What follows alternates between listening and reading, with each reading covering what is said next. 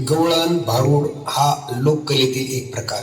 विशेषतः मराठवाड्यात गवळण सादरीकरणाचा आविष्कार अधिक दिसून येतो. श्री ज्ञानेश्वरापासून तुकाराम महाराजापर्यंत अनेक संतांनी गवळणी लिहिलेले आहेत.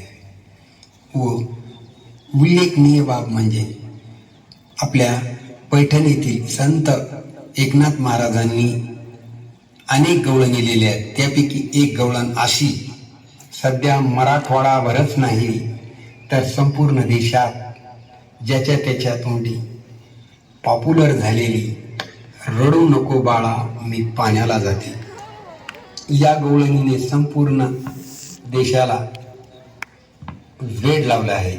अक्षरशः शिवानी शिंदे, तालुका घनसावंगी, जिल्हा जालना ही या विद्यार्थिनी गायलेल्या गवळणीला अक्षरशः डोक्यावर घेतलेला आहे.